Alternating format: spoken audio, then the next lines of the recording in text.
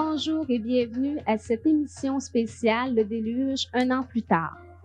Lorsque Carl Gagnon, directeur de la programmation à TVDL, m'a parlé de faire cette émission, la première question que je me suis posée, ça a été « Mais comment aborder cette émission-là? » On sait que Le Déluge, il y a maintenant un an, reste encore très vivant dans nos mémoires. Il y a encore beaucoup d'émotions, beaucoup de sentiments par rapport à cet événement malheureux de juillet dernier. Donc, ce qu'on a décidé, ce qu'on vous propose aujourd'hui comme émission, bien, c'est une émission qui est axée sur la solidarité et sur l'entraide. On a invité pour vous, vous allez les voir tout à l'heure, une trentaine d'intervenants qu'on a réunis ici à la base de Bagotville, plus particulièrement dans le hangar de l'escadron 439. Des intervenants qui sont là pour nous parler de leur expérience, de ce qu'ils ont vécu durant le déluge, durant la reconstruction. Donc, vraiment, on va essayer de faire le tour de la question. On va procéder aujourd'hui pour l'émission par ordre chronologique, c'est-à-dire qu'on va vraiment partir du début jusqu'à la fin, jusqu'à la reconstruction et qu'est-ce qui s'en vient. Alors voilà ce qu'on vous propose aujourd'hui et pour commencer immédiatement, on va parler bien sûr de barrages et on a des gens avec nous, des experts, des gens qui sont là pour nous parler de ces questions-là. On pourrait commencer par parler justement des barrages. On a quelqu'un ici qui est M. Bruno Larouche, qui est expert à l'Alcan, qui est ingénieur analyste. Monsieur Larouche, tout d'abord, on a dit souvent que la région du Saguenay-Lac-Saint-Jean, c'était une région qui, de par son histoire, de par sa géographie, était faite de barrages un petit peu partout. On en a installé quand même plusieurs dans la région. Oui, sauf erreur, je crois qu'on a répertorié environ 2000 barrages. Il faut comprendre qu'il y en a des très petits dans le lot, là. Mais effectivement, on est une des régions où il y a plus de barrages. Puis les premiers ont commencé dès le début du siècle, là, au début des années 1900.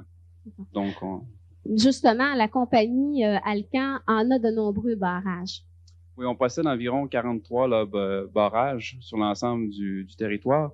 La majorité sont sur la rivière Péribonka, qui est un tributaire là, principal du lac Saint-Jean, et les autres sont sur la rivière Saguenay, là, donc à l'embouchure ou à la décharge du lac Saint-Jean à Limaline et à Chipchoge-Tacaron, là, près de Jonquière. D'accord. Monsieur Larouche, pour les gens qui connaissent peut-être un petit peu moins toutes les technicalités concernant les barrages, simplement, là, comment ça fonctionne? OK. Pour comprendre ça, on va se mettre dans le contexte peut-être d'une production hydroélectrique, puis on va faire référence aussi au régime hydrologique d'une rivière. Donc, un régime hydrologique, pendant l'hiver, les apports d'eau sont très faibles, hein. Les précipitations tombent sous forme solide, donc c'est seulement les nappes souterraines qui alimentent les rivières. Au printemps, bon, il y a la fonte des neiges, il faut tenir compte aussi des précipitations, donc il y a deux arrivées d'eau. C'est donc la période dans l'année où on a le plus d'eau. Après ça, il y a la période été-automne où, les apports des rivières, finalement, sont en fonction là, des précipitations. Donc, pour les fins hydroélectriques, ce qu'on veut, c'est finalement, on veut puiser, on aimerait que l'eau arrive d'une façon constante. Mais la nature nous donne justement des grandes variations. La nature est capricieuse parfois. Parfois. Donc, les barrages servent finalement à construire une réserve d'eau pour finalement compenser la période hivernale où les apports sont très faibles. Généralement, les réservoirs sont vidés au cours de l'hiver. Au printemps, donc, au début du printemps, les réservoirs sont à leur minimum. La crue remplit les réservoirs. Puis, été-automne, généralement, on se maintient à peu près là, près du maximum. Puis, il y a une fluctuation en fonction là, des précipitations qu'on observe pendant cette période-là. D'accord.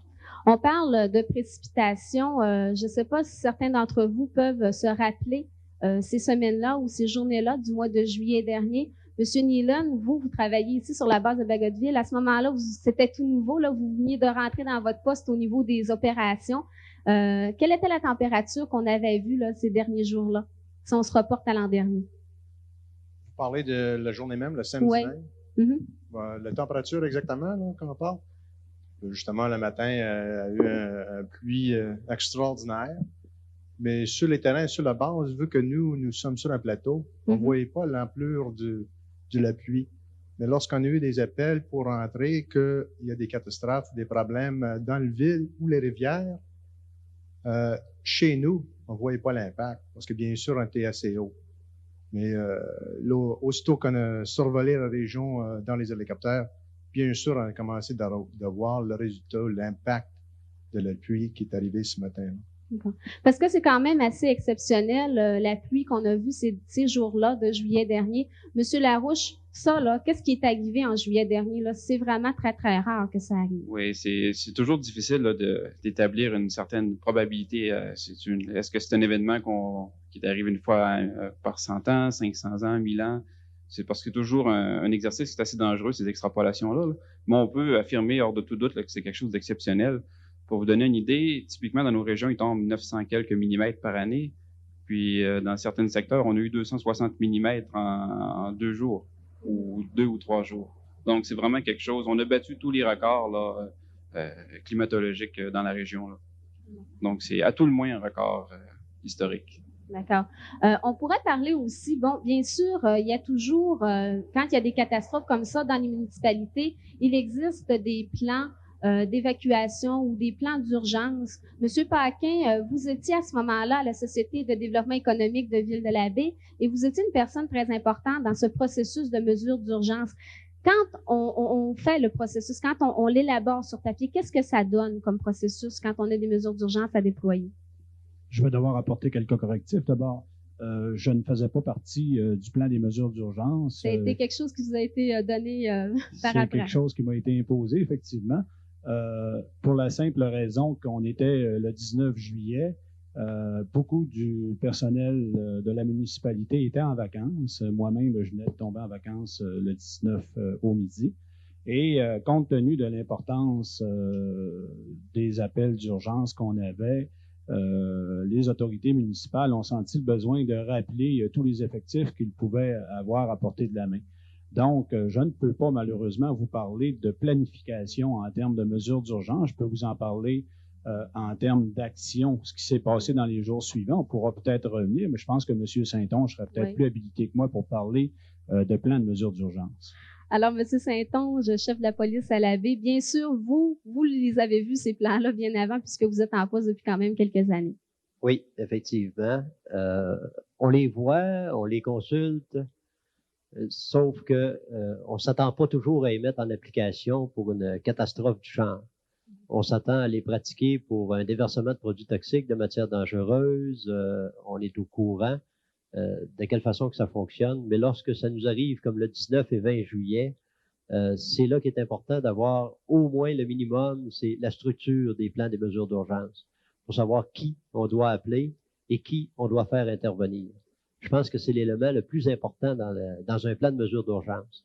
Le restant, de quelle façon se comporter, si on a déjà la structure, puis elle est déjà solide, les gens savent déjà qui contacter, puis où, avec qui faire affaire, tout le reste fonctionne très bien. Justement, ça, si on se reporte aux événements de juillet dernier, est-ce que ça a bien fonctionné? Est-ce que les gens savaient où aller? Est-ce que vous avez pu retrouver justement les bonnes personnes au bon moment et les placer au bon endroit? Malheureusement, non. Pour des raisons que M. Paquin disait tout à l'heure, la majorité du personnel est en vacances. D'accord. Fait que, étant donné que la majorité du personnel, le responsable de l'hébergement, le responsable des gens qui étaient secourus, était en vacances. Il y en a un qui était aux îles de Madeleine, l'autre était en Ontario. A fallu se trouver quelqu'un à pied levé pour prendre.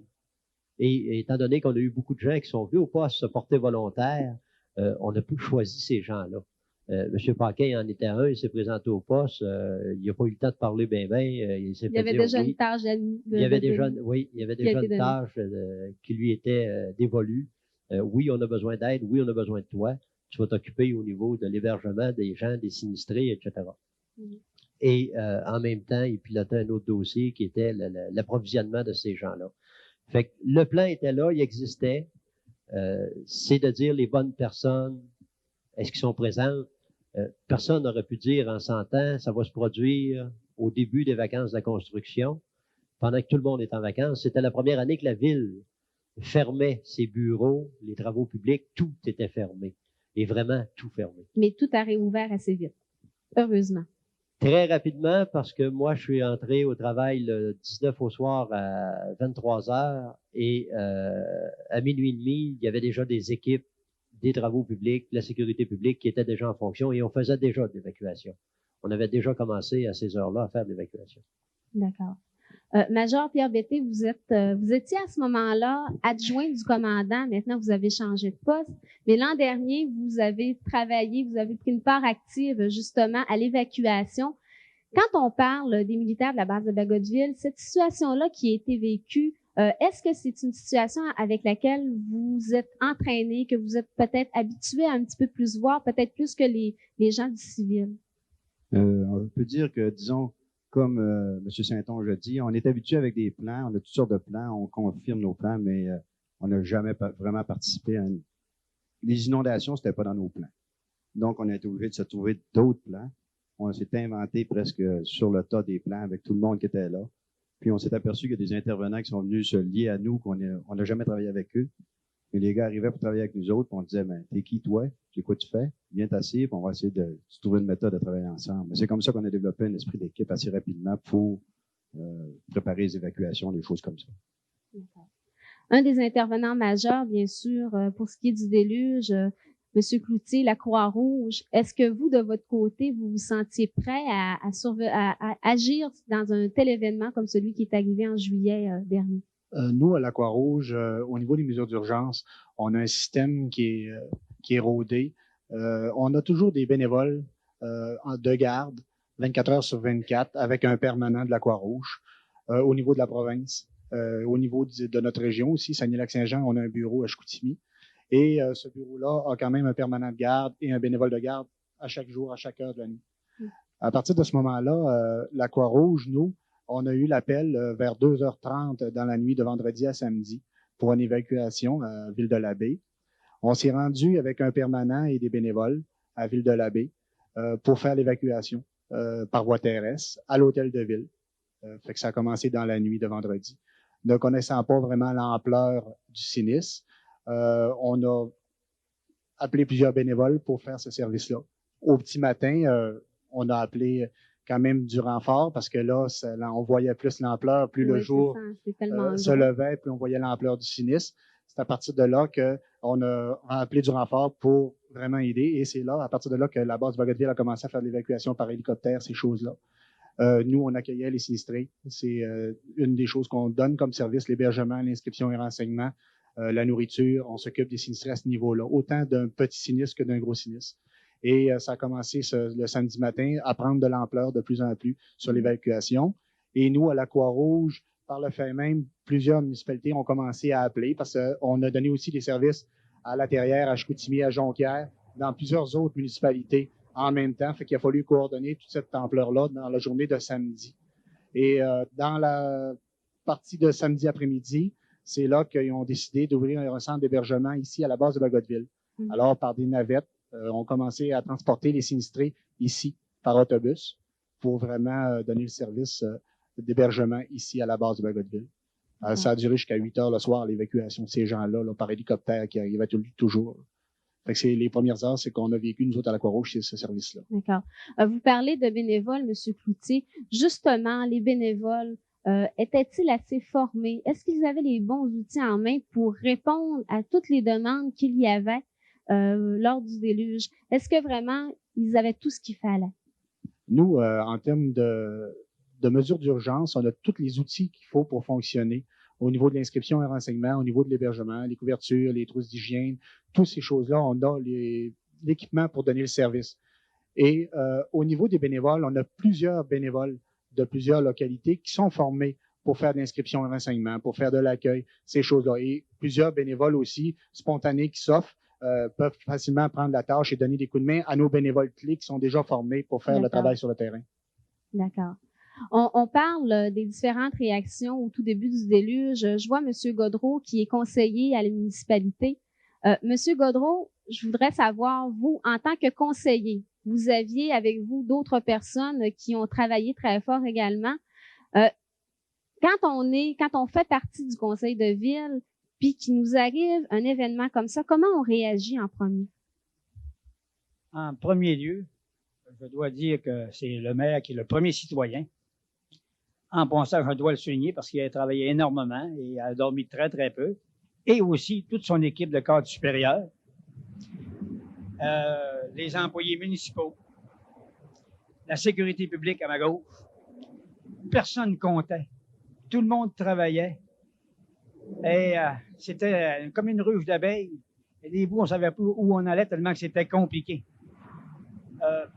Pour ma part, ce que j'ai vécu pendant 3 semaines, c'était du 12 heures par jour dans mon cas. Et les autres, probablement la même chose. Mm-hmm. Et je faisais un minimum de 500 km par semaine à transporter du monde, soit à la base militaire, soit à l'intérieur, soit à Chicoutimi. Et on était toujours rendu à l'hôtel de ville pour aller dépanner des gens en haut, dans la salle de délibération. Il y avait toujours des gens qui étaient mal pris, ils avaient besoin de transport. Ça pleurait, ça faisait n'importe quoi. Alors, on se débrouillait. C'était de la débrouillardise, ni plus ni moins. C'est une chose qu'on n'avait jamais vécue. On l'a vécu. Puis je pense que tout le monde peut être fier. Je dis, même toute la population, tout le monde a travaillé sans compter. Mais c'est difficile à vivre. Même si je ne suis pas un sinistré, c'est sûr que c'est plus difficile quelqu'un qui vit un sinistre que de regarder quelqu'un qui l'a subi, le sinistre. Alors, ça a été très, très difficile, mais agréable parce qu'on aidait aux gens. D'accord. Mais est-ce que les conseillers, tout ça, est-ce que vous vous sentiez presque que vous aviez les bons outils justement pour faire face à cette situation-là? Je dirais pas improvisation, mais il fallait se sortir avec les moyens du bord. Qu'est-ce qu'on devait faire? Parce que le problème était là. Il y avait des gens qui étaient transportés. Il n'y avait pas assez de véhicules. Alors, il fallait les dépanner. D'autres n'avaient pas de manger. Alors, il y avait toutes sortes de choses qui arrivaient. Puis on faisait du mieux de notre connaissance pour essayer d'aider ces gens-là. Parce que je vous dis que c'est pas joli de voir ça. Alors, ça, c'est ce que j'ai vécu. J'ai vu d'autres conseillers qui ont fait la même chose. Alors, tout le monde a très, très bien travaillé dans la situation que nous avons vécue. Et je peux même dire bravo au maire, parce que c'est le premier citoyen, puis lui, il n'a pas dormi comme les autres aussi. Alors, bravo à ces gens-là. J'espère qu'il s'est repris dans son sommeil, sûrement. Alors, on va arrêter ici la première partie. On va faire une toute petite pause. La pause que je vous propose, c'est une série d'images du déluge pour nous rappeler justement ce qui s'est passé. Alors, on regarde ça immédiatement, on revient après. La deuxième sortie n'existe plus. La route est partie. Les approches du pont ou une partie du pont.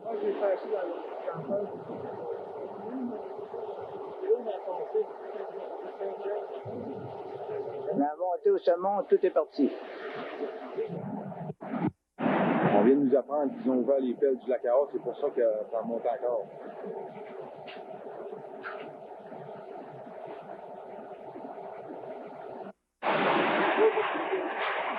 Regardez l'édifice de la Caisse populaire de Grande-Bay est en train de s'affaisser.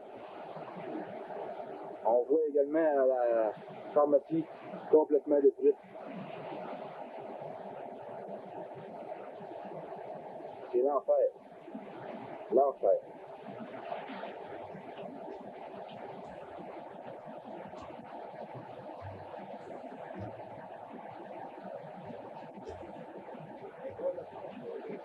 Il est complètement débattu, gars. Il est ouvert en deux. La pharmacie, là, complètement partie. Regardez la caisse, elle était bien douée tantôt, là, elle est en train de partir.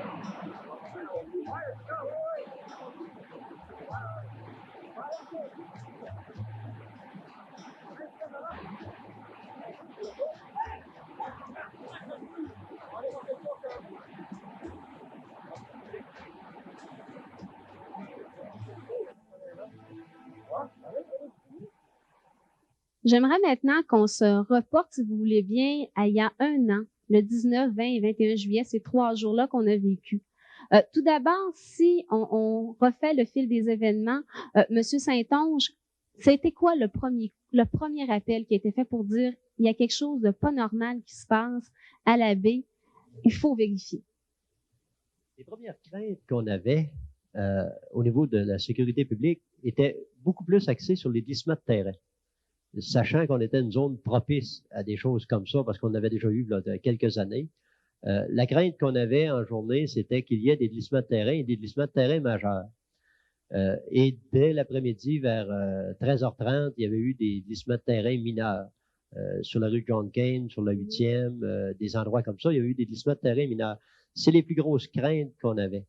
En début de soirée, là, il a commencé à avoir des inondations dans le secteur Grande-Bay, rue Saint-André, rue Saint-Pascal. C'était seulement qu'un ruisseau, c'était mineur encore, sauf que il avait commencé à viser les responsables. Le contremaître général de la ville avait été informé, il était sur place. Un peu plus tard dans la soirée, ils m'ont appelé. Là, c'était plus seulement qu'un ruisseau, là, c'était des rivières. Et ça a été ça, les signes avant-coureurs. Des glissements de terrain, débordements de petits ruisseaux et la crue des eaux de rivière, ça a été ça, les premiers signes. Mais on a commencé en après-midi du 19 à avoir des glissements de terrain, des débordements de ruisseaux. Quand on essaie d'expliquer ce qui s'est passé le 19 juillet, le 20 et le 21, on parle bien sûr des barrages. Dans des cas comme celui-là, M. Larouche, quand on parle de gestion de barrages, quand il y a des pluies diluviennes comme on a vu, c'est incroyable. Quelles sont les mesures en général qui sont prises? Ce qu'il faut considérer quand on fait la gestion du risque hydrologique, finalement, parce qu'on gère un risque hydrologique quand on fait la gestion de barrage, c'est que ça peut nous arriver là, à tout moment. Un des outils qu'on utilise abondamment, c'est les prévisions météo. Mais encore là, la prévision météorologique, bon, c'est pas une science exacte. Je pense que j'ai pas à convaincre personne de ça. Mais c'est quand même un outil qui est valable. Nous, on a comme l'alerte a été donnée le jeudi après-midi. Donc, il y avait des possibilités de précipitations abondantes. Pour la région du lac Saint-Jean, qui me préoccupe plus spécialement, là, ça a été pour le vendredi. Et puis, dès le vendredi, on avait donc, en jasant avec le météorologue, je savais qu'on allait avoir des précipitations abondantes. On a commencé donc à turbiner au maximum, à sortir un peu plus d'eau en prévision du coup d'eau qui allait arriver. Quand on parle là, de prévision comme ça, c'est vraiment d'ouvrir les valves, c'est ça? Oui, l'idée, c'est tout dépendamment de la position du réservoir. Si le réservoir, par exemple, est très, très bas, bon, il n'y a pas de crainte, il y a de la place suffisamment pour contenir le coup d'eau qui arrive. Si on est plein, comme la plupart des réservoirs étaient pleins à cette époque-là, il faut donc être plus proactif et ouvrir là, le plus tôt possible pour se faire de la place en prévision de ces apports-là qui vont arriver dans les jours ou les heures qui suivent. Mais comment ça se fait, la question qui me vient à l'esprit, comment ça se fait qu'on les a pas ouverts? On connaissait déjà un petit peu plus les prévisions météorologiques? OK. Les prévisions météorologiques, dès le jeudi et le vendredi, on pensait pas les prévisions on sous-estimait finalement ce qui était arrivé. Environ d'un facteur 2. Donc, personnellement, le vendredi, on avait pris des décisions d'ouverture de vannes en considérant une quantité finalement la moitié de ce qui nous est tombé. C'est ce qu'on nous prévoyait. Et puis, lorsqu'on a rappelé les météorologues un peu plus tard dans la soirée, je dirais même la nuit de vendredi à samedi, on nous a fait le point, on nous a dit, bon, vous avez dit 60 mm dans votre secteur, c'est le double que vous allez avoir. Alors là, c'est la surprise totale. Donc, du côté d'Alcan, dès, je dirais, le samedi matin vers 1h, on savait que, les quantités allaient être quand même assez exceptionnelles là, dans notre secteur. D'accord. Il y a des résidents ici, il y a des gens qui demeurent dans le secteur Grande-Baie. Je vois justement Madame Jean qui est là, Louise. Vous êtes résidente du secteur Grande-Baie, vous avez été sinistrée. Si on se reporte à ces dates-là, qu'est-ce que vous avez vu sur le terrain? Qu'est-ce que vous pouviez voir? On était absents, on n'était pas là. D'accord. Quand on est parti pour aller à la maison, le pont était impraticable, on ne pouvait plus passer. Ça fait qu'on a pu retourner dans ce secteur juste une semaine, 8 jours après, quand la sécurité publique a donné l'autorisation pour retourner dans le secteur. À part de ça, on ne pouvait pas voir, les ponts étaient tombés, on ne pouvait pas passer. Puis le monde qui était resté là était évacué par hélicoptère. Il n'y avait pas de chemin pour y aller. Aujourd'hui, vous regardez le paysage à Grande-Baie, puis qu'est-ce que ça vous fait de voir ça? C'est un serrement de cœur. C'est les arbres qui sont restés là. C'était juste à côté du musée. À toutes les fois que je passe, c'est sûr que le cœur me fait mal. D'accord. Ouais. C'est bien compréhensible. Alors, si on se rappelle les événements, le matin, et même la veille, beaucoup de pluie, les barrages, ça a malheureusement pas tenu. Il y en a quelques-uns qui n'ont pas tenu. Qu'est-ce que ça a été la première mesure d'urgence qu'on a pris concernant Ville-de-la-Baie, M. Paquin? C'était quoi vraiment? On a dit là, il faut faire quelque chose et c'est ça qu'on fait.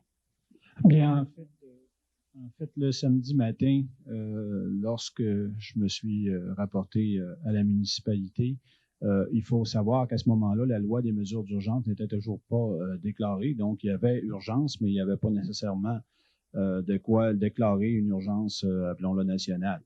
Ce qui s'est passé dans un premier temps, c'est qu'on a commencé à faire des évacuations dans le secteur Grande-Baie, les rues avoisinant la rivière AA, finalement. Et on m'a demandé d'organiser un centre d'accueil pour les gens qui étaient évacués à l'École du Rocher, qui est située dans le secteur Grande-Baie. Ça, c'est peut-être vers 11 heures le matin que cette décision-là fut prise. Et il faut comprendre que les événements ont vraiment l'ampleur a été beaucoup plus grande à partir de ce moment-là. C'était catastrophe sur catastrophe. Tout ce qu'on estimait dans les heures qui suivaient, on se rendait compte qu'on avait encore sous-estimé la réalité. Donc, à un moment donné, on a demandé de déplacer le centre d'accueil des sinistrés de l'École du Rocher vers la polyvalente de la baie, parce que l'École du Rocher était quand même dans un secteur plus à risque que pouvait l'être la polyvalente de la baie. Et bon, à titre d'exemple de problèmes qu'on pouvait rencontrer, on était incapable de trouver les clés de l'école polyvalente. Les gens de la commission scolaire étaient en vacances, on nous renvoyait d'un à l'autre. Finalement, c'est avec un gros bord que j'ai ouvert les portes. Et lorsqu'on est entré là, on nous a demandé de s'organiser pour accueillir une centaine de personnes. Donc, au départ, on parlait d'une centaine. Il y avait un groupe qui était avec moi qu'on a coordonné. Et là, de 100, on nous parlait de 200 environ une demi-heure plus tard, et de 300. Finalement, c'est 700 personnes qu'on a accueillies à la polyvalente de la baie. Et toujours en après-midi, ces gens-là s'attendaient de réintégrer leur foyer en soirée. Beaucoup d'espoir. Les gens, bon, c'était un peu une partie de plaisir dans les premières heures, là, partez pris un petit peu. Sauf qu'avec le temps, on s'est rendu compte vers 4 heures qu'on rêvait en couleur, que c'était vraiment impossible de réintégrer ces gens-là et que le secteur Port-Alfred, dans le fond, on se trouvait ni plus ni moins que sur une île. On était coupé par les deux rivières, donc on ne pouvait pas évacuer du côté de Bagotville vers la base de Bagotville, sauf par hélicoptère. Et on ne pouvait pas non plus retourner sur le secteur Grande-Baie. Donc, il y a eu une évacuation qui a été faite à Grande-Baie par autobus sur le coup de 5 heures le samedi. Ces gens-là sont arrivés à la polyvalente. Il a donc fallu organiser de la nourriture pour ces gens-là avec les moyens du bord, et des bénévoles se sont offerts, des bénévoles que j'admire beaucoup et dont j'ignore les noms de la plupart, mais les gens, à 95% des gens qu'on rencontre collaborent très bien, respectent les consignes, tout ça. Mais il y avait quand même une foule de problèmes. On avait des problèmes avec des animaux, des gens ont des chiens, d'autres ont peur des chiens. On avait des problèmes avec des gens qui fumaient, qui ne voulaient pas s'abstenir de fumer. Il y en a d'autres qui les rendaient malades. Il a fallu organiser une infirmerie. Mme Poirier était là à ce moment-là. On avait beaucoup de problèmes. On a même eu un accouchement durant la nuit. Là, on appelait les hélicoptères. Les hélicoptères étaient demandés partout. Donc, il fallait vraiment user de tous nos pouvoirs pour avoir un hélico. Le lendemain matin, le dimanche très tôt, on ne s'était pas couché de la nuit, la loi des mesures d'urgence a été décrétée. Je ne pourrais pas vous dire à quel moment exact, mais c'est à quelque part entre 5 heures le samedi soir et 5 heures le dimanche matin. Et on m'a demandé à ce moment-là, dans le cadre de la loi des mesures d'urgence, de prendre en charge la direction du service d'aide aux sinistrés. Donc, le dimanche, on a organisé une évacuation de la polyvalente, des gens qui étaient là. Et on l'a fait par bateau, en réquisitionnant le Bagotville 2. À partir du quai des installations portuaires d'Alcan, on dirigeait les gens vers le quai Lepage à Bagotville, où ils étaient pris en autobus et emmenés ici à la base de Bagotville. Donc, on a réussi à évacuer tous ces gens-là, à aller environ à 10 heures le dimanche soir. Le lundi, ça a été l'évacuation du secteur Grande-Baie par hélicoptère, donc un pont aérien qui a été organisé avec les militaires, qui a bien fonctionné aussi. Mais ça a quand même été une opération grandiose quand vous pensez qu'on a évacué 16 à 1700 personnes là, dans l'espace de quelques heures. Donc, c'était toujours comme ça. Et à travers tout ça, il se passait un paquet de problèmes personnels. Il y a des gens qui sont plus sensibles que d'autres. Il y a des gens, il faut être capable de les réconforter tout en gardant quand même l'esprit clair et en gardant à l'esprit que c'est la communauté qui compte. Donc, à partir du moment où quelqu'un est sécuritaire. Et c'est là qu'on voit que des gens, il y a des gens qui sont très égocentriques. Donc, ils nous arrivaient avec un problème de 6 pouces d'eau dans leur cave et il aurait fallu monopoliser tous les services publics de la municipalité pour aller leur pomper l'eau dans leur cave, alors que d'autres avaient perdu leur maison. Et ils venaient nous offrir leur service pour nous aider en disant, bon, ben, j'ai tout perdu, ça ne me donne rien de m'apitoyer sur mon sort, peut-être que je peux en aider d'autres. Donc, on voyait toutes sortes de cas comme ça. Mais moi, ce que je retiens du sinistre, c'est l'aspect humain. Les gens sont capables de serrer les coudes et de s'entraider lorsque le besoin s'en fait sentir. Michel, vous étiez en vacances à ce moment-là. vous vous êtes proposé comme bénévole, puis vous avez eu toute une tâche. C'est sûr que les premières heures, ce qu'on a fait aux installations, c'était bien sûr de s'occuper de la population. Les usines attendront, là, c'était bien loin dans nos préoccupations. Tout d'abord, c'était la population. Puis je dois dire que c'est plutôt agréable de travailler dans ce genre. C'est des événements dramatiques, mais c'est plutôt agréable de rendre service. On oublie toutes les contraintes, on oublie nos vacances, on oublie la belle température qu'il pourrait y avoir, puis on rend service. C'était surprenant de voir combien de gens on a dû refuser. Non, on ne descendait pas pour rien, on est déjà trop, on ne sait pas quoi faire avec les bénévoles. Ça a été ça, nos 48 premières heures, je dirais, aux installations. Donc, il y a eu du transport de fait aux installations. Vous transportiez des gens pour aller d'un point à un autre. Vous les aidiez à entrer en communication avec leur famille. Bon, il n'y avait peut-être pas eu de nouvelles. Donc, ça a vraiment été cette aide-là qui est apportée à prime abord. Nous, on comprenait pas trop pourquoi ça passait dans les deux sens, mais ça circulait dans les deux sens. Il y avait autant de monde qui partait de Bagotville pour aller dans le secteur Port-Alfred que l'inverse. D'accord. À un certain moment donné, ça s'est plus précisé que ça allait plus de Port-Alfred vers Bagotville. On voyait bien que là, c'était vraiment l'évacuation qui était commencée. Mais puis, on peut pas trop dire trop fort, mais de temps en temps, on transgresse certaines lois dans ces domaines-là. Les remorqueurs, entre autres, sont très limités en termes de personnes qu'on a le droit d'embarquer sur ces navires-là, mais dans des circonstances comme celle-là, on improvisait beaucoup. Il y a eu beaucoup d'improvisation. Tout à l'heure, j'entendais des gens parler des plans de mesures d'urgence, puis qui aurait pu prévoir que en quelque part, il aurait fallu démanteler les remblais d'une piste cyclable pour essayer de sauver un pont. Il n'y a personne qui aurait pu prévoir ça dans un plan de mesure d'urgence. C'est vrai qu'on y met les grandes lignes, mais après ça, il faut improviser beaucoup, il faut s'en remettre à l'imagination des gens. Et c'est beau de voir aller ça. D'accord. Là, quand on parle, bon, bien sûr, il y a eu ce type d'évacuation-là, mais il y en a eu une qui a été majeure du secteur Grande-Baie. Monsieur Nealon, quand avez-vous eu la demande, si vous voulez, d'évacuer les gens, d'organiser un pont aérien? À quel moment? Bon, tout le long, on a discuté les possibilités de faire une évacuation de Ville-la-Baie ou Grand-Baie parce qu'on a réalisé que toutes les routes étaient coupées, puis les gens, pour les raisons sanitaires, auraient peut-être eu les problèmes. Mais c'était jamais une urgence, fait qu'on a eu beaucoup de temps de discuter, de regarder les possibilités, de regarder les autres options. Au début, bien sûr, on a réagi rapidement, on était obligé de sauver des vies, prioriser comment utiliser nos ressources très minimes. Mais après 2 jours, lorsque ça se calmait pas mal, on a eu des négociations avec Ville-la-Baie, la municipalité, pour déterminer exactement ce qu'ils autres ont voulu faire. Puis ça, c'était peut-être après 2 jours. La décision a été prise, si je me rappelle bien, le matin du 3e jour, le lundi, d'organiser une évacuation de quelques 1000 personnes, dont on a eu le renfort de plusieurs hélicoptères de l'extérieur, non seulement juste nos 3 hélicoptères ici, mais d'autres de Trenton, de Gander, extérieur, Valcartier, plusieurs hélicoptères, pour organiser quand même une évacuation de grande envergure. D'accord. Monsieur Betté, vous étiez adjoint du commandant à ce moment-là. Est-ce que, parce que bien sûr, c'est lui qui a dû se donner la décision finale, qui a dû dire oui, on les aide. Est-ce que ça a été une décision qui a été difficile à prendre? Est-ce que ça a pris l'autorisation de commandement supérieur pour aider les gens de Ville-de-la-Baie lors de l'évacuation? Non, parce qu'on était en équipe, on travaillait en équipe, donc chacun mettait son grain de sel, puis chacun parlait. On avait la protection civile qui était avec nous. Comme on dit, on avait des bons contacts avec Ville-de-la-Baie, puis on a pu planifier la mission. Donc, c'était assez facile aussi. On avait tous nos hélicoptères, étaient tout là. On avait presque une vingtaine d'hélicoptères à notre disposition, fait que c'était plus facile. Puis il n'y avait plus de panique, tout était pas mal sous contrôle. Fait qu'on a pu décider à partir de là. Mais le commandant a fait partie de la décision. Mais la décision finale était prise par monsieur le maire de la baie, je crois, qui disait oui, on est prêt. Puis quand ils ont dit oui, nous autres on est allés. D'accord. Si on se rappelle cette évacuation-là, Matelot Guivard, vous avez eu l'occasion d'aider lors de l'évacuation du secteur Grande-Baie. Est-ce que comment ça s'est passé? C'était quoi votre expérience personnelle par rapport à ça?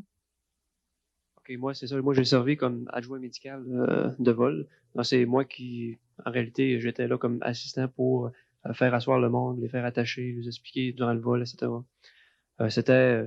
On voyait quand même c'était difficile parce que les comportements des gens, on voyait leur maison défiler dans la rivière. Fait qu'à ce moment-là, tu te sens comme inutile. Tu essaies de les rassurer, mais c'est assez spécial. Ouais. D'accord. Et justement, bon, il y a eu l'évacuation, mais il y a eu aussi l'organisation ici sur la base de Bagotville d'une espèce de camp de sinistrés. Hein, les gens étaient accueillis ici. Bon, on les aidait à sortir des hélicoptères, puis s'en allaient sous les tentes, tout ça. Éric Gagnon de la Croix-Rouge, vous avez fait du beau travail sur le terrain parce que vous étiez avec d'autres bénévoles un peu en charge de cette organisation-là. Oui, ben moi, suite aux ordres de mes patrons, j'ai été appelé samedi matin. Ils ont dit, Éric, tu t'en vas à la Terrière et ensuite à la base de Bagotville, ouvrir le centre d'accueil et d'hébergement. Je suis arrivé ici, il y avait déjà des bénévoles qui avaient été envoyés de mes supérieurs. Là. Ils ont dit, Éric, tu fais un briefing, tu montes toute la patente, puis on va aller te rejoindre plus tard avec la cavalerie, si on veut. Là. Puis ça a super bien été. C'est sûr qu'au début, on pensait peut-être pas que ça allait être aussi gros, mais là, tu entendais des chiffres comme des centaines, puis des milliers de personnes qui s'en viennent ici. Où c'est qu'on va tout mettre ça? Fait que là, l'organisation s'est mise en branle, puis le centre, l'attente d'inscription, les gens arrivaient, s'inscrivaient sur les fiches du gouvernement. Parce que ces petites fiches-là sont très importantes. Puis, c'est nous autres qui avons le contrat avec la DGSP, la protection civile, d'inscrire les gens là-dessus. Parce que si après ça, il y a des familles qui se sont perdues, des gens retrouvés, c'était très important que cette fiche-là soit bien remplie. Nous autres, on classait ça. Puis, il y avait le centre de recherche aussi pour les familles perdues, tout ça. Alors, les gens s'inscrivaient. Ils passaient ensuite à l'autre tente qui était l'hébergement. Puis ça, c'était encore tous des bénévoles, un principe d'organisation qui est déjà écrit sur papier, c'est le même que ça fonctionne. Là, les gens, s'il n'y avait pas de place où aller, on avait la base de Valcartier aussi qui était ici, là, puis qui ont monté un camp d'hébergement, là, 1500 lits, je crois. Corrigez-moi si c'est pas ça. Là. C'est extraordinaire là, d'avoir tout ça, là, puis les gens arrivaient, puis on les encadrait, on répondait à leurs besoins. Ça, il y avait l'habillement aussi, la nourriture, tout le kit. Puis on avait beaucoup de bénévoles, puis ça a été le fun de travailler avec ces gens-là, puis avec les militaires aussi. Je pense que chapeau à tout le monde, là, ça a été super. D'accord. On parle de détresse, on parle de gens qui étaient comme démunis autant au plan physique, plus de vêtements, plus de maisons, plus de meubles, plus rien. Sylvie Poirier du CLSC, vous avez pris aussi une part active dans tout ce processus-là. Vous êtes travailleuse sociale, donc les gens qui venaient de vivre cette catastrophe et qui la vivaient encore, quelles étaient les premières réactions là, que vous avez eues? Bon, d'abord, je pense que pour faire juste une légère rétrospective, nous, la phase d'alerte, ça a commencé le samedi matin tôt lorsqu'on a appris le glissement de terrain qui a provoqué le décès des 2 enfants à Grande-Bay, dans le quartier McNicol. Alors, par le biais des urgences sociales, on a commencé déjà à faire de l'intervention auprès des parents sur place. Et bon, de fil en aiguille, moi, je me suis rendue à Bagotville, tout près de la rivière, et on a commencé à regarder les eaux monter. Alors rapidement, on s'est rendu à l'hôtel de ville pour constater que certaines personnes commençaient déjà à être évacuées. J'ai pris la décision un petit peu rapidement de traverser avant que le dernier pont s'effondre. Pour me diriger vers la polyvalente où Pierre Paquin et moi avons travaillé là, toute la nuit et plusieurs heures d'affilée pour recevoir effectivement les gens qui arrivaient et qui arrivaient souvent là en détresse. J'ai même vu des personnes en situation de choc là assez particulier. Ça faisait déjà plusieurs heures qu'ils étaient là. Ils n'avaient pas dit un mot. Ils étaient en choc post-traumatique d'une façon assez importante. Alors, on a pris soin de tout ce monde-là. Et par la suite, ça a été le moment, plusieurs moments forts, évidemment, mais le moment des évacuations et de l'arrivée, je dirais, là, à la base militaire où les gens se cherchaient les uns les autres. Là, ça a été particulièrement pénible pour beaucoup de monde. Certaines personnes ne retrouvaient pas d'autres membres de leur famille, même les listes, évidemment. Les listes ne pouvaient pas être mises à jour aussi rapidement qu'on aurait voulu. Donc, c'est toute cette inquiétude-là aussi là, qui entre en ligne de compte. Oui, beaucoup d'anxiété par rapport aux individus, par rapport aux êtres chers, et aussi après, tout de suite après, c'est par rapport à leur maison, à leurs biens. D'accord. Caporal Leclerc, qui est juste à côté, vous aussi, vous étiez là lors de l'évacuation. Quel a été votre rôle exactement? Parce que vous travaillez à l'hôpital. Qu'est-ce que vous avez fait lors du déluge? Après que l'hôpital a été mis en place, puis que la Croix-Rouge était à côté de nous, eux, ils dirigeaient les personnes qui étaient en besoin, soit médicales ou sociales, parce qu'il y en avait qui étaient en choc, il y en avait d'autres qui n'avaient pas le médicament, puis tout ça. Mm-hmm. Moi, mon rôle était de les diriger vers les différents départements qu'on avait. Puis, c'était ça, surtout des consoler, puis d'en prendre soin un peu. Parce que vous en avez vu des gens pleurer, j'imagine. Plusieurs, oui. D'accord. Comment on réagit devant ces situations-là? C'est très difficile, sauf qu'on avait, il y avait une bonne équipe de travailleurs sociaux qui étaient avec nous, puis qui étaient là pour leur aider. D'accord. Durant ce temps-là, à Ville-de-la-Baie, il y a eu bien sûr l'évacuation, mais il y avait plein de choses qui se passaient. Gaétan Tremblay de la console, quel a été votre rôle? Parce que vous avez été bénévole. Qu'est-ce que vous avez fait exactement? Nous, le samedi matin, on était appelés en premier lieu pour aider la sécurité publique parce qu'il y avait un incendie dans le secteur Port-Alfred. Par la suite, ils nous ont dispersés. La majorité de nos pompiers ont été dispersés dans le secteur Saint-Alexis. Il y en avait dans le secteur de la Rivière-à-Mars aussi. Là, on a fait de la circulation le matin, à partir du 7 heures le samedi matin. Tout au courant de la journée, on a formé un périmètre de sécurité, puis on reculait au fur et à mesure que les rivières grossissaient. Mm-hmm. Là-dessus, on a été 2 jours et demi, presque 3 jours dans le secteur Saint-Alexis, à faire la garde durant la nuit, puis à informer les gens. Moi, j'étais dans le coin du secteur Barachois. Là, les gens venaient s'informer, puis on les informait de ce qui se passait. Mm-hmm. Le dimanche, on s'est stationné un peu plus vers l'église de Grande-Bay. Et puis, quand ils ont commencé l'évacuation le lundi matin, on a été aidé encore pour aller dispatcher les personnes dans les hélicoptères pour les envoyer ici à Beauce. Mm-hmm. Nous, ça a bien fonctionné parce qu'on avait déjà eu la formation, pas pour les déluges, mais catastrophes puis secouristes. Puis, on a eu une très bonne collaboration des gens dans le secteur aussi. Je tiens comme M. Paquin disait tantôt, là, les gens, là, ils ont été vraiment, ils nous aidaient, puis quand on a eu besoin d'aide de certaines personnes, même au niveau pour coucher, nous autres, durant la nuit, il y a des personnes qui ont fait le délogis, puis on se relayait durant la nuit. Ça a été vraiment une bonne expérience pour nous autres. Fatigante, mais une bonne expérience. Fatigante, mais une très bonne expérience. Puis, tu sais, que quand on fait une formation, on ne souhaite jamais d'arriver dans souhaiter des catastrophes, mais ça nous a rappelé certaines choses. D'accord. Monsieur Tremblay, vous avez parlé d'un élément important de toute cette catastrophe-là, c'est-à-dire l'information. Éric Arsenault, vous êtes journaliste. Vous avez vu à partir du début jusqu'à la fin cette fameuse période du déluge. Qu'est-ce qu'on pouvait retrouver comme sentiment? Qu'est-ce qui se vivait dans le milieu journalistique? Parce que là, vous étiez des éléments importants, là, vous aviez plein d'informations, il y a des gens qui vous écoutaient. Comment c'était le feeling qu'il y avait? Malheureusement, ça a pris un événement comme celui-là pour se rendre compte à quel point la radio avait un rôle social à jouer, un rôle public à jouer et l'a joué lors de cette fin de semaine-là et des jours qui ont suivi. Ce qui arrivait et ce qui a été compliqué pour nous, c'est que les informations nous arrivaient d'un peu partout, de la baie, de Jonquière, de Chicoutimi, des informations qui quelquefois arrivaient de façon très, très fragmentaire, très, très sommaire. Alors pour nous, c'était de rassembler tout ça et d'en faire un tout cohérent.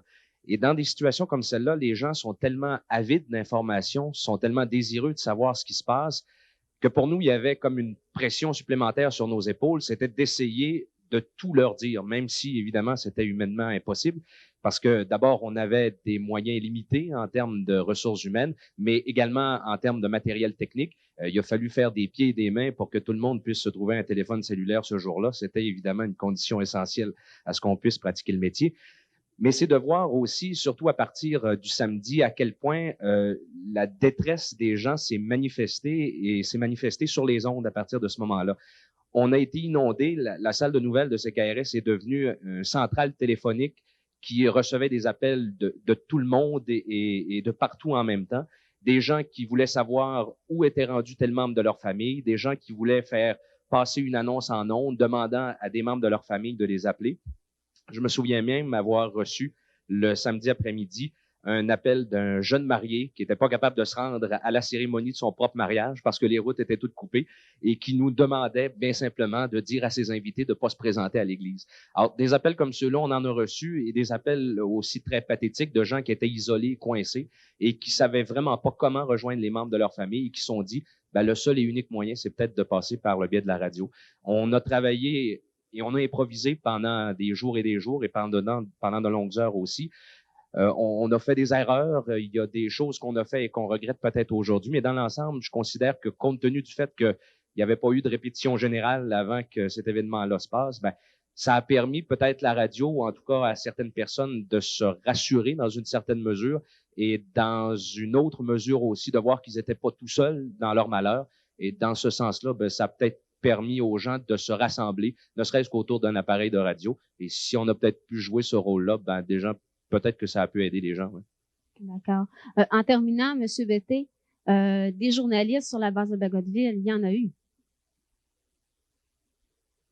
Je ne sais pas si ça fonctionne, mais c'est oui, pas grave. Okay. Disons qu'on a eu environ 70 journalistes. Et moi, j'ai été assigné le samedi soir, je crois. Le patron a dit, on a besoin de quelqu'un qui s'occupe des journalistes. Donc, j'ai suivi mon cours en 4 minutes et ensuite, j'avais 70 journalistes avec toutes sortes de demandes et toutes sortes de choses intéressantes sur le terrain, des choses comme ça. Donc, ça a été une expérience assez particulière. Alors, on va s'arrêter ici encore une fois pour faire une toute petite pause en images. On vous revient tout de suite après. Restez avec nous.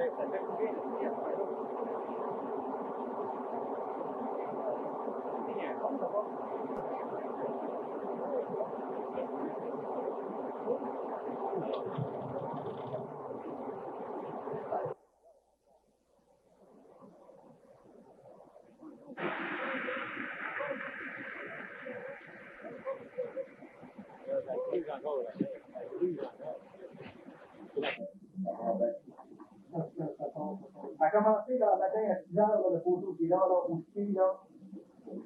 Au fond, là. Des grosses planètes de feu.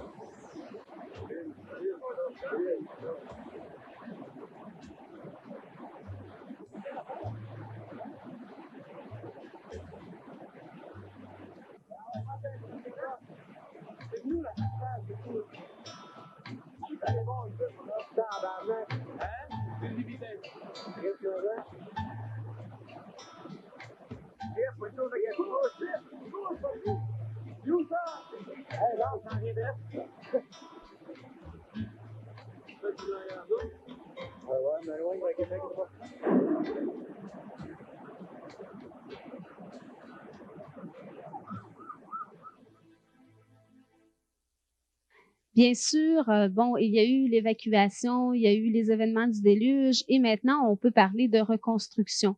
Pour commencer, je pense que ce serait peut-être bon de faire une évaluation de ce qui s'est passé à Ville-de-la-Baie. Fernand Boudreau, vous travaillez au niveau du bureau de reconstruction.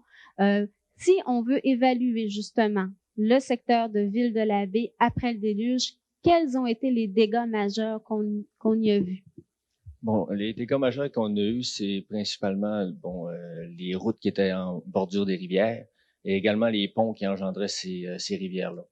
On avait 2 ponts qui étaient situés, en fait, c'est 3 ponts qui étaient situés sur la rivière AA. On avait le pont du ministère des Transports qui est sur le boulevard de la Grande-Baie.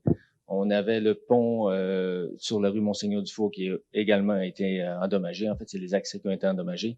Et puis, le pont du secteur des Eaux-Mortes qui a complètement disparu et puis qui a isolé une certaine partie de la population. Du côté de la rivière Amas, on a le pont de l'avenue du Port, le pont Georges-Abel c'est le tablier qui a tombé, l'accès qui a l'acculé de la rive gauche qui a lâché, et puis le pont du Bexy également, le pont des sentiers du Bexy. Ensuite, il y a le pont Claude-Richard qui n'était pas tout à fait terminé lors du déluge, sauf qu'il a été réparé. En fait, il y a l'accès de la route rive gauche a été refait en urgence pour donner accès à la population. Ensuite, on a eu, pour ce qui est des routes, on a Laurent-Saint-Jean qui a eu les principaux dommages. On a le chemin de la rivière qui a également été endommagé et le chemin des chutes également qui a été sérieusement endommagé. On parle, des chemins qui ont été endommagés. Il y a eu des maisons qui ont été endommagées ou qui sont complètement disparues. Mais il y a eu aussi des commerces. Monsieur Jérôme Gagnon de la Chambre de commerce et d'industrie de Ville-de-la-Baie. Au niveau commercial, si on veut faire une évaluation, c'est quoi, là, exactement? Bien, dès le dimanche, on a réalisé que notre centre commercial à Grande-Baie était disparu, vraiment disparu. Une vingtaine de commerces aussi incroyables. Dès le samedi soir, on apprenait que c'était la banque, le poste d'essence. En fait, ça défilait un après l'autre comme ça. Moi, j'allais m'informer. Il y avait un monsieur ici avec sa patrouille qui nous arrêtait au barrage là, pour aller. On voulait savoir quel commerce partait. On prenait ça presque on se demandait si c'était sérieux ou plus ou moins. Mais dès le dimanche, on a réalisé que ces commerces-là, en effet, notre secteur commercial était disparu.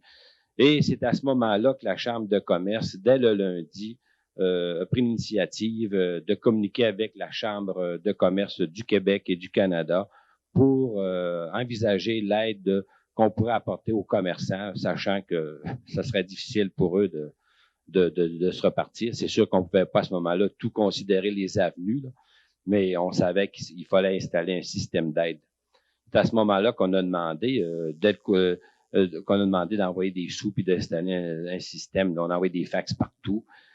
Et dans la semaine, dans les quelques jours qui ont suivi, il y a eu une réunion des 3 chambres de commerce pour demander là, vraiment d'instaurer un fonds de relance qui aujourd'hui, naturellement, là, on doit suivre à la lettre, pas à pas, là, toutes les étapes de la reconstruction. Et je peux vous dire que moi-même, à l'auberge, j'ai reçu des commerçants, là, puisque j'étais dans cette zone-là. Heureusement, mon commerce n'était pas touché, quoiqu'on était isolé de tous. J'avais au-delà de 110 personnes qui logeaient à mon auberge à ce moment-là, plus 12 employés. Mais on recevait quand même le dimanche matin les gens, là, j'ai reçu, entre autres, 2 propriétaires de commerce qui ne pouvaient pas se rendre à leur commerce. Je peux vous assurer que c'était la tristesse, la désolation totale. Parce qu'on investit tellement dans ces commerces-là. C'est incroyable quand les gens vous disent, ça fait des années d'efforts, puis dans l'espace de quelques heures, de quelques minutes, tout est détruit. Imaginez la réaction de ces gens. D'accord.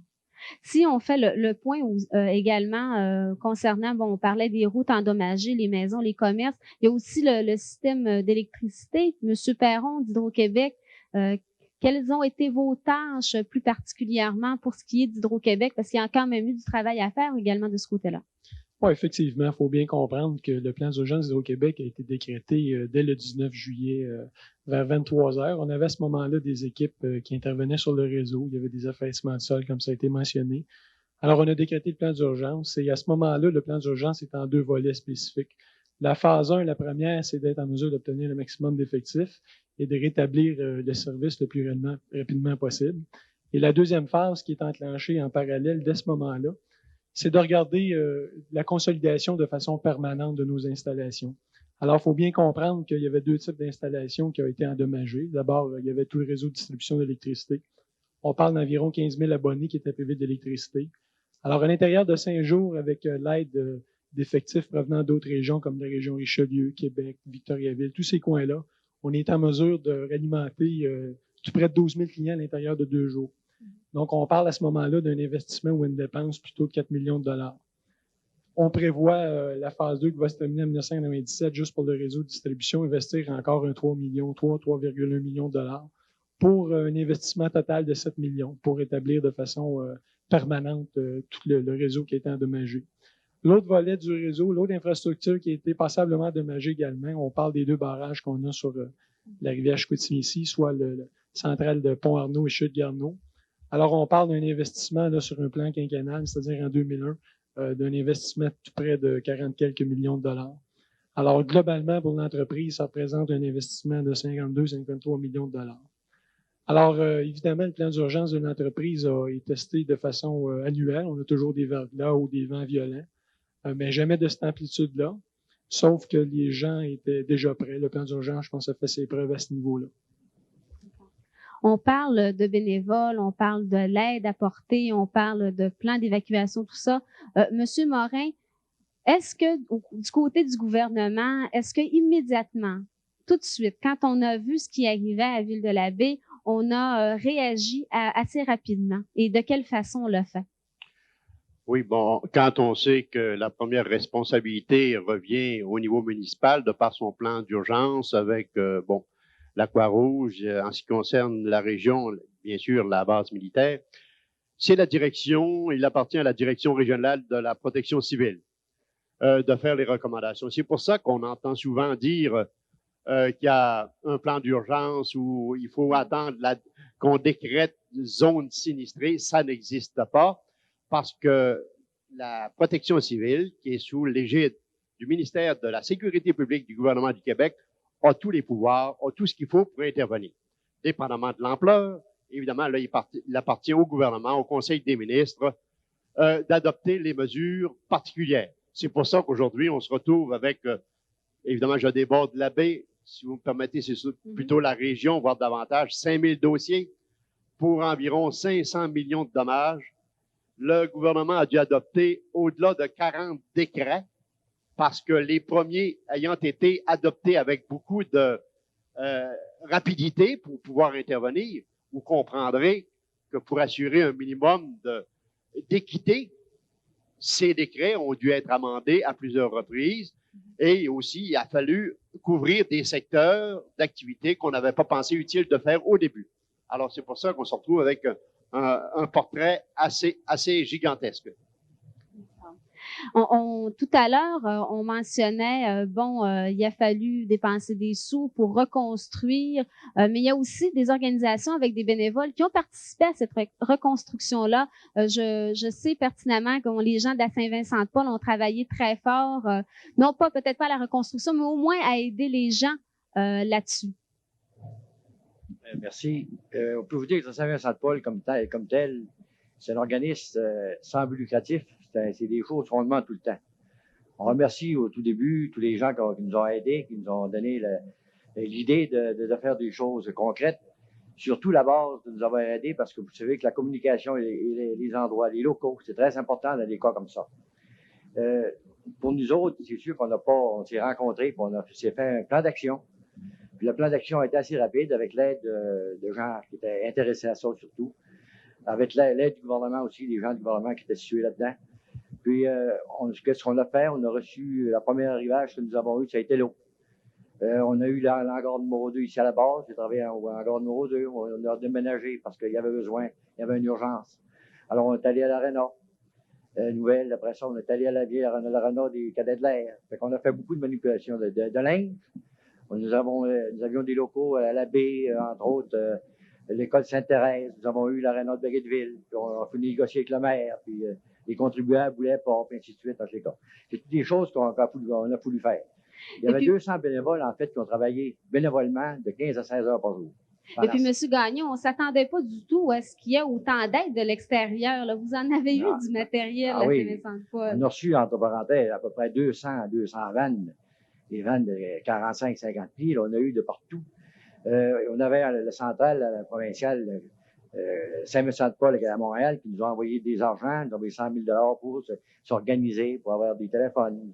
Les camions nous ont prêté des camions. L'Alcan nous a prêté des vannes, puis des téléphones cellulaires, puis ainsi de suite. On s'est fait organiser bénévolement comme ça. D'accord. Justement, au niveau des organisations qui participent et qui ont participé à la reconstruction, André Neptune du SADC, on parlait tout à l'heure des entreprises. Oui, les entreprises étaient dans le besoin. Dans quelle mesure vous les avez aidées? En ce qui concerne la SADC, évidemment, oui, on a un volet d'intervention d'entreprise, sauf que nos champs d'intervention sont beaucoup plus larges. Donc, ce qui est particulier, c'est que, oui, effectivement, notre rôle a été un rôle de support aux organisations, aux entreprises qui ont été gravement affectées dans le sinistre. Rôle aussi d'arrimage avec les différentes organisations, tant au niveau municipal, Société de développement économique, Chambre de commerce. Donc, il y a vraiment eu un travail de fond qui s'est fait. Le mot partenariat, le mot concertation est ressorti très fortement tout à l'heure. Donc, évidemment, je pense que ce travail-là a été réalisé, oui, avec nos services, mais surtout avec nos partenaires dans le milieu, qui nous a permis d'identifier rapidement quels étaient les besoins de ces entreprises-là et, en contrepartie, travailler directement avec le milieu. Donc, au niveau des individus, travailler avec les intervenants municipaux, avec les groupes d'action communautaire pour mettre en place, entre autres, suivant la reconstruction, toute une série, tant ici à Ville-de-la-Baie qu'à Ferland-Boileau et L'Anse-Saint-Jean, une série de comités de relance qui vise justement à restructurer le milieu et se donner des outils de planification et de développement à long terme. Principalement, donc, la SADC, c'est un rôle de maillage, oui, mais aussi, je dirais, un élément de grande écoute des besoins du milieu et pouvoir travailler avec, évidemment, les corporations ou les organismes paragouvernementaux avec qui on est habitué de travailler, soit d'une part du côté du gouvernement du Québec par la Société québécoise de développement de la main-d'œuvre, qui est un grand partenaire, mais aussi, et là, je lancerai la parole à mon collègue, du côté du Bureau fédéral de liaison, qui s'est vu justement le mandat d'arrimer, dans le fond, toute une série de programmations propres aux zones sinistrées. D'accord. Justement, le Bureau fédéral de liaison, qu'est-ce que c'est et qu'est-ce que vous avez fait? Bien, d'une part, personnellement, j'aimerais bien situer le Bureau fédéral de liaison, d'où il vient, etc. Donc, mentionnons dans un premier temps que, en fait, 18 ministères fédéraux sont intervenus dans le cadre de la phase d'urgence, et ce, sous la coordination de Protection civile Canada. Donc, à ce moment-là, tous les ministères, que ce soit Direction Ressources humaines Canada, Santé Canada et autres, naturellement, les plans d'urgence ont été élaborés en collaboration de Protection civile Canada. Au cours, naturellement, de l'événement qu'on connaît, le premier ministre, Jean Chrétien, est venu ici en région, soit le dimanche, après les inondations, pour se rendre compte de l'impact désastreux, en fait, du sinistre. De sorte qu'à ce moment-là, il a déclaré, il avait eu également à la une demande du gouvernement du Québec pour une aide substantielle. Alors, le programme qui s'appelle Accord d'aide financière en cas de catastrophe a été mis de l'avant. C'est un programme exceptionnel. C'est un programme qui avait servi lors de la tornade en Alberta. Et dans ce cadre-là, naturellement, le programme permettait au gouvernement canadien et naturellement au gouvernement du Québec d'intervenir là où il y avait des dommages au niveau des infrastructures. Donc, on parle de restauration. On parle également de dommages physiques subis par les citoyens, subis par les entreprises, etc.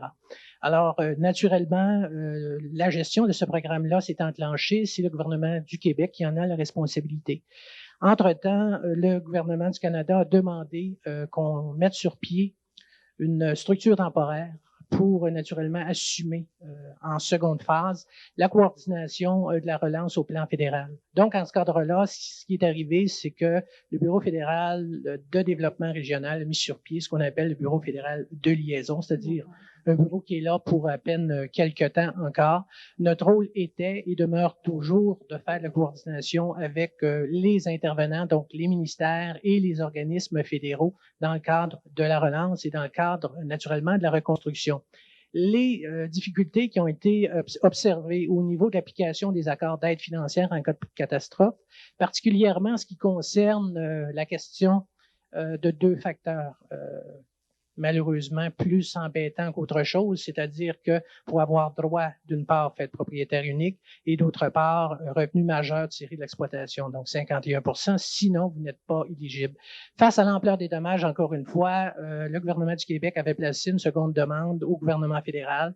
Nous, entre-temps, du côté du Bureau fédéral de liaison, on avait commencé à travailler avec nos intervenants, soit les intervenants de relance économique, et on avait formé également une seconde table au niveau de l'aspect environnemental. Donc, à la suite de la demande du Québec, les négociations se sont amorcées et tout récemment, soit le 27 mars, on annonçait la signature d'une nouvelle entente qui est le programme PRES, c'est-à-dire Programme de reconstruction économique temporaire. Et dans ce cadre-là, ce qui est intéressant, c'est que ça va nous permettre d'aider passablement de gens. C'est un programme de 50 millions dont les coûts sont partagés à part égale entre le gouvernement du Québec et le gouvernement du Canada. Et actuellement, de part et d'autre, les paliers gouvernementaux, on s'active très rapidement pour venir en aide aux entreprises qui ont été sinistrées. D'accord. En terminant, ce dont vous venez de parler, M. Provost, M. Morin, c'est quand même une belle collaboration qu'il y a eu entre les deux gouvernements.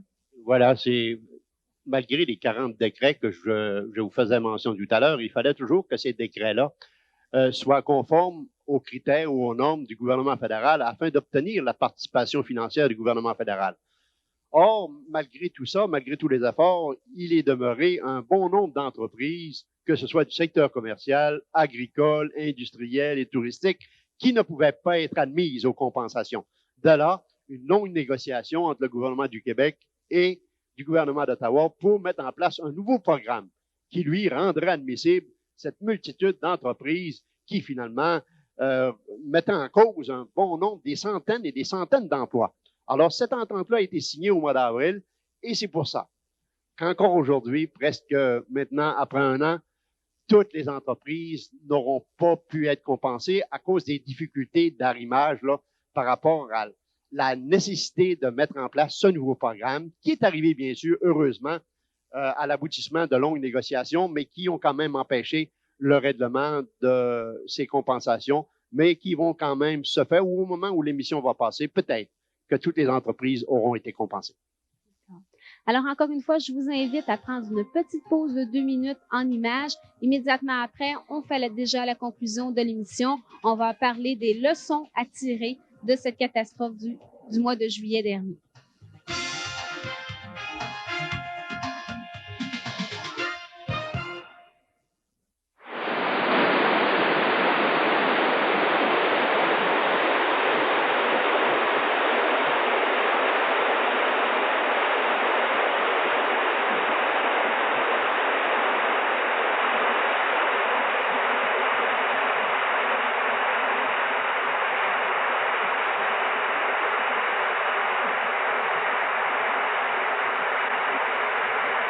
Certains esquilés, pénétrés comme vous dites.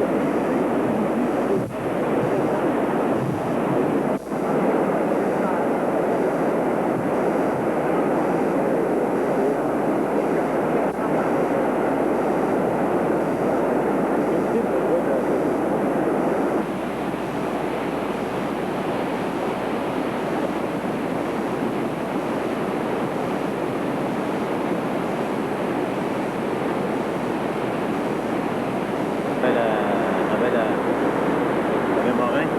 La Morin est mort. Simon est à côté. Tout à côté. Il y en avait bien aussi, je pense, la Guadeloupe là-bas. Ça devait bouger le ciel, là. Il y a un pont là-bas.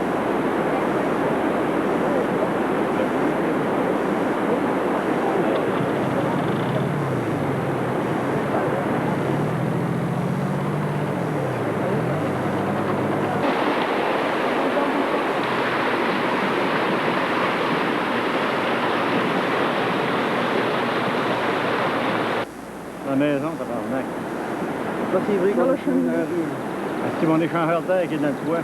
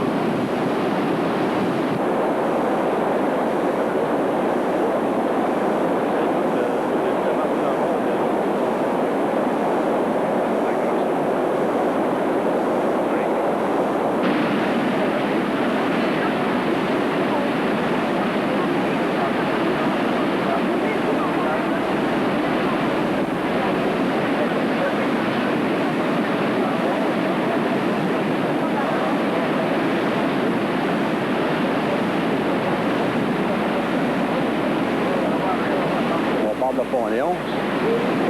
On parle de...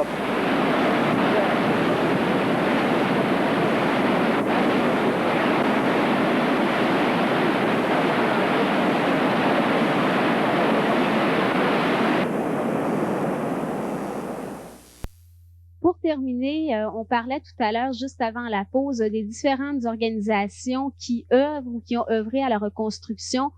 Monsieur Jérôme Gagnon de la Chambre de commerce, il y a eu le fonds de relance qui est un élément quand même important présentement pour aider les commerçants. Oui, comme je disais, à la suite d'une réunion des 3 chambres de commerce, on a instauré un fonds de relance qui, naturellement, va intervenir là, au niveau des subventions, va intervenir à la toute fin lorsque les commerçants auront franchi les différentes étapes d'aide du provincial et du fédéral.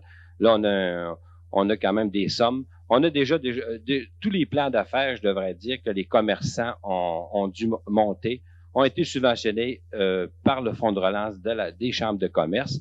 Et comme je disais, au niveau des aides finaux, là, nous allons attendre que tous les décrets soient appliqués. Et s'il manque des fonds à certains commerçants, on a déjà quand même plusieurs millions dans notre fonds. À ce moment-là, on va intervenir avec des sommes quand même assez importantes là, pour aider certains commerçants à repartir naturellement. D'accord. Camille Morin du SADC, vous les rencontrez, ces commerçants-là? Il y en a qui sont venus vous voir pour se faire aider d'une manière ou d'une autre. Comment ça se passe en général? Est-ce que vous vous sentez capable de les aider? Est-ce que vous avez toutes les cartes en main pour le faire? C'est sûr, suite à des événements qui sont arrivés l'an passé, il y avait beaucoup de commerces, on s'entend bien, là, les propriétaires d'entreprises se sont retrouvés avec plus aucun revenu là, suite au sinistre. C'est sûr, le fait de rencontrer ces gens-là, là, on en rencontre des gens qui étaient terriblement démoralisés, d'autres qui reprennent espoir plus rapidement.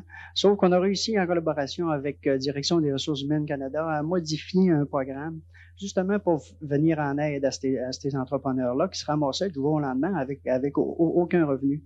Je pense que c'était un des premiers programmes qu'on a pu mettre en place afin d'aider 58 promoteurs pour un montant total peut-être de près de 800 000 $. D'accord. Donc, c'est quand même des sommes considérables. On parle d'aider les commerces. Je vois ici Thérèse Bilodeau qui travaille comme agent immobilier pour Remax. Thérèse, vous aussi, vous avez eu l'occasion de rencontrer des personnes sinistrées, des personnes qui avaient tout perdu. Comment ils se sentent, ces gens-là? Comment ils viennent vous aborder? Oh mon Dieu. Les premiers qu'on a rencontrés à la fin de l'été dernier, tout l'automne, étaient assez tristes. C'était malheureux, là, parce que généralement, quand on vend des maisons, c'est un événement heureux pour les acheteurs. Mais cette fois-là, c'était complètement différent. Là. On essayait de retrouver ce qu'ils avaient perdu, puis c'est impossible. Hein. Alors, on a fait de notre mieux, mais c'était pas facile. Ouais. Est-ce que justement, il y a eu quand même beaucoup de demandes de nouvelles maisons? Oui, on a eu beaucoup de demandes pour des personnes pour acheter des maisons, sauf que souvent les gens s'informaient, ils n'allaient pas vraiment toujours au bout là, de leurs demandes. Là. Souvent, c'était un souhait pieux. On a eu beaucoup de ventes, là, mettons, jusqu'à janvier. Là. Puis, j'ai l'impression qu'à partir de janvier, ce qui s'est vendu plutôt ce printemps, là, aux sinistrés, c'était surtout de la construction neuve, là, vu les plans qui étaient offerts par la municipalité, c'était peut-être plus avantageux pour eux de se construire ou on s'attendait d'avoir un plus grand impact que ça sur l'immobilier. D'accord. On parle des résidents, des gens qui se sont reconstruits, qui ont dû se déplacer, tout ça. Ces citoyens-là, monsieur Paul-Étienne, ils ont quand même, Paul-Étienne Gilbert, pardon, ils se sont quand même fait entendre à un moment donné. Oui, on peut dire même très tôt, dans le sens que le comité des citoyens, comme si, a pris naissance, disons, en temps d'une semaine après le déluge, parce que à la suite des besoins des sinistrés, puis le premier besoin, en tout cas, qui est apparu, c'était le manque d'information.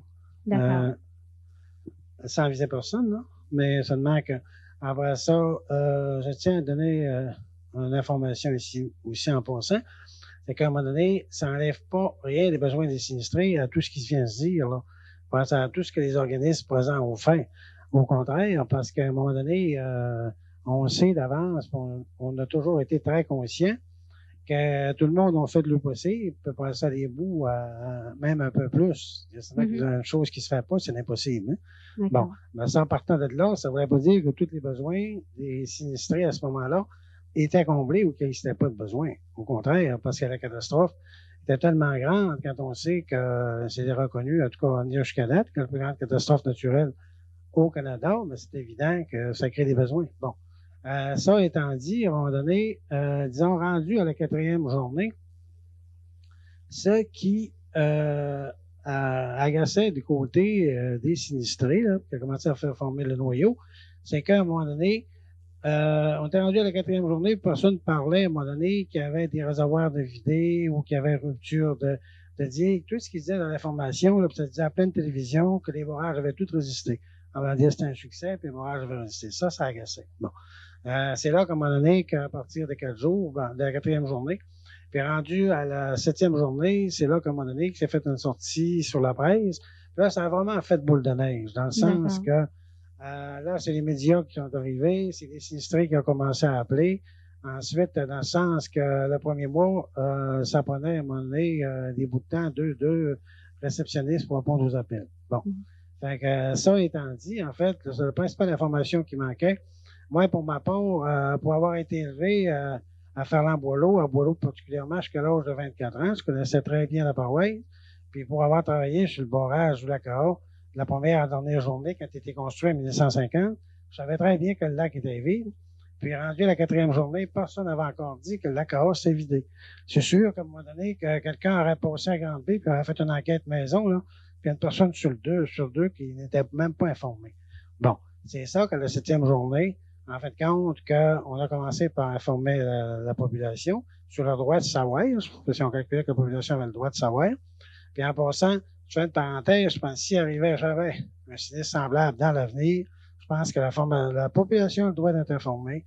Puis la population est assez mature pour être capable de prendre ses responsabilités, même si elle est informée. Faut pas, je pense, ne pas informer la population sur le principe qu'elle peut paniquer.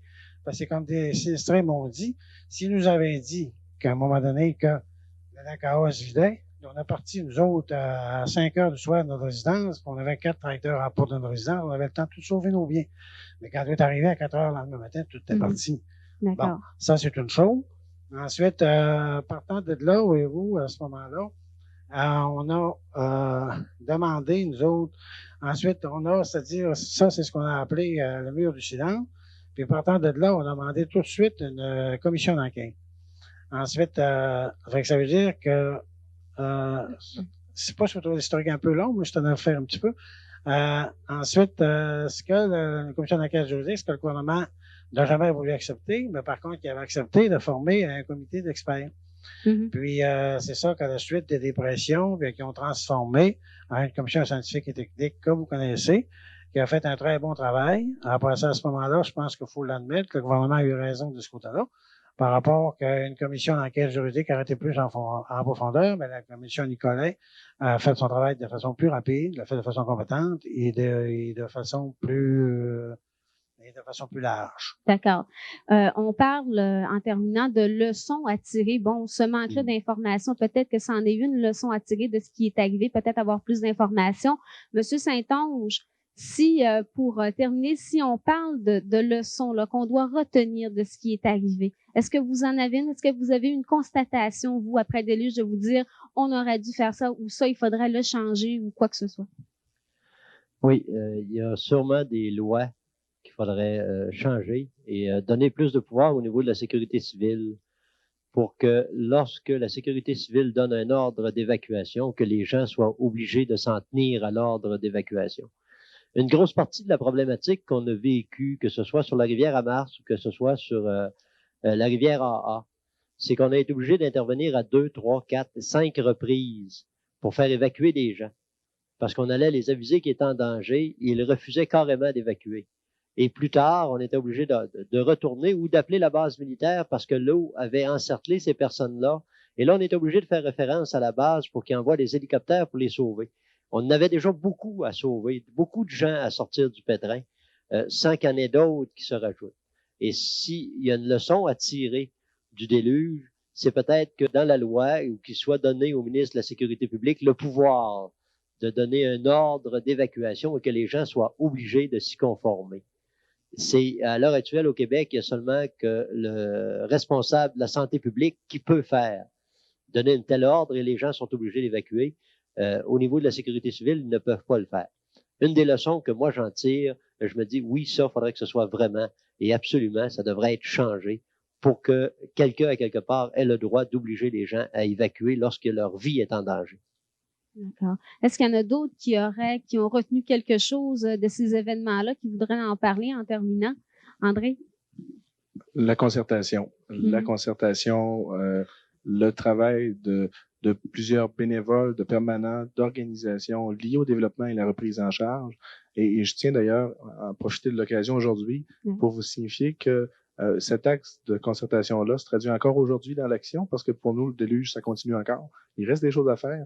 Et d'ailleurs, cette semaine, j'aurai 10 jeunes de Ville-de-la-Baie et de Ferland-Boileau qui quitteront notre territoire pour aller travailler à la reconstruction des zones sinistrées manitobaines. D'accord. Donc, on voit que maintenant, cette concertation-là s'établit. Ça s'en va ailleurs. Et ça partout. Eh bien voilà, c'est déjà la fin de cette émission spéciale sur le déluge un an plus tard. En terminant, peut-être pour les gens qui auraient besoin d'aide psychologique, Sylvie, le numéro de téléphone du CLSC du Fjord? 544-7316. La ligne va être en fonction le 19 et le 20 juillet. Et nous serons également sur place le 19 et le 20 juillet sur les sites d'animation à Grande-Bay. D'accord, merci beaucoup. Ben, il me reste qu'à vous remercier, tout le monde, d'être venu nous retrouver, d'avoir participé à cette belle émission. Vous savez qu'une émission comme ça se prépare avec beaucoup de gens. Tout d'abord, j'aimerais remercier le commandant de la base, M. Marcotte, qui a bien voulu nous donner la permission de venir ici à l'escadron, le major Bellemare, le capitaine Chouinard, l'adjudant Lafontaine, le capitaine Jean-Pierre Côté, ainsi que tous les intervenants qui sont venus aujourd'hui. Et je voudrais pas oublier la magnifique équipe de TVDL, Carl Gagnon, René Bouchard, Steve Simard, Marcel, qui est à la caméra en arrière, Marcel Gagnon, Nathalie Gagné, Dany Desbiens et Pierre Côté. Alors voilà, c'est ce qui termine l'émission. Je vous remercie beaucoup. Au revoir, à la prochaine.